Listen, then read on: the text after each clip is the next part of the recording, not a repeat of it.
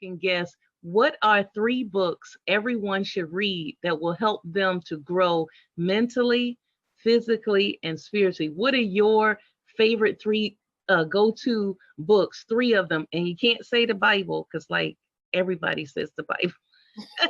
So, what are three books that, first of all, that changed your life? And tell me how it changed your life when you tell me about these books, and spell it out so I can make sure that I put it in the notes for the audience, the three books you have. You know, you took the Bible from me. I was just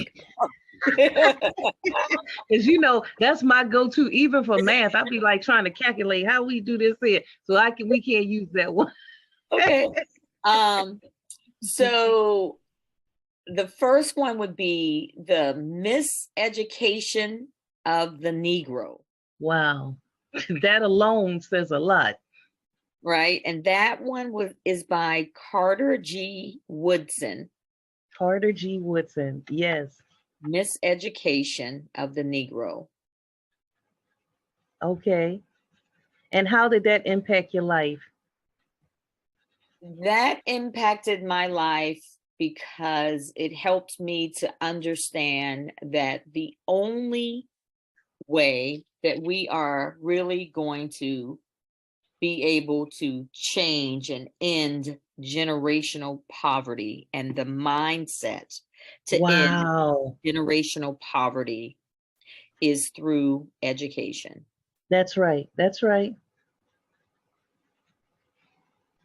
It helped me to see how ingrained our behaviors are in our community. Wow. Yes.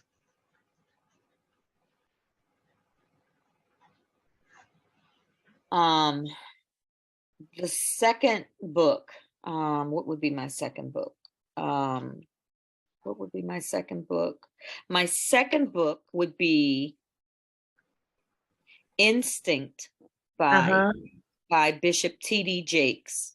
Okay, that seems powerful. Now, how did that influence you and change your life?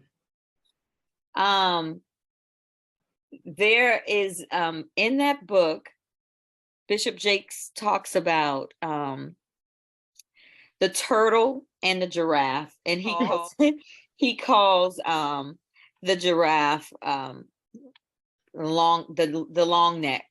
Okay. And so I identified as a long neck. As a leader,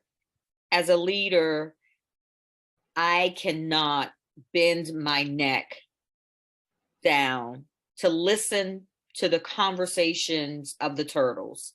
Wow. I can't be concerned about what's going on in the world of the turtles because as a long neck, as a giraffe, I will die.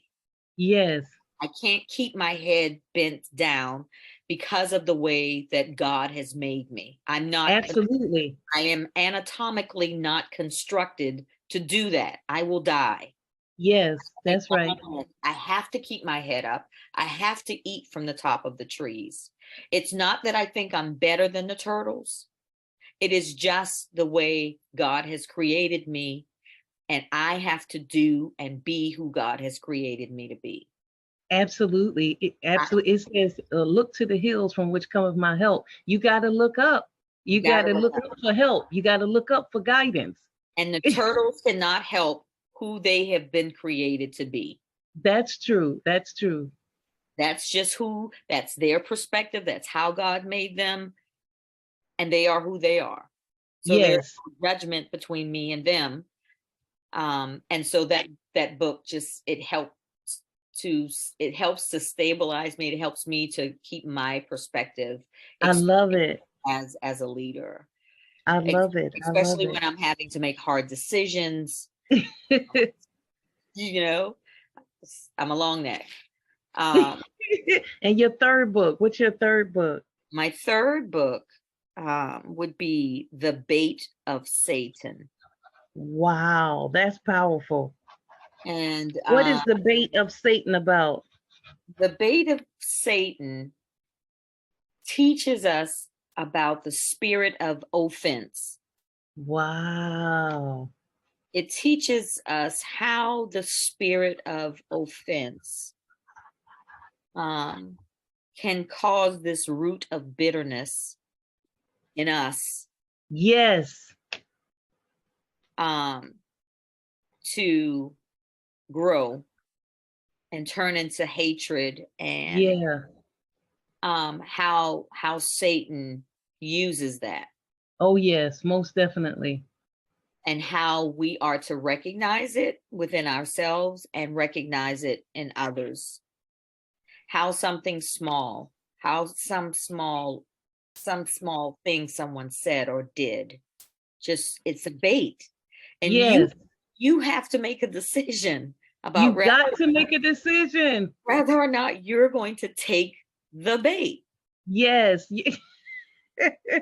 Look, they've made movies about this here, the bait. They have made movies about it. You have a decision. You always have a decision. And I think people try to, put it on someone else. No, you're Oh, making the decision. you make the decision to, are you going to take the bait? Yes, ma'am.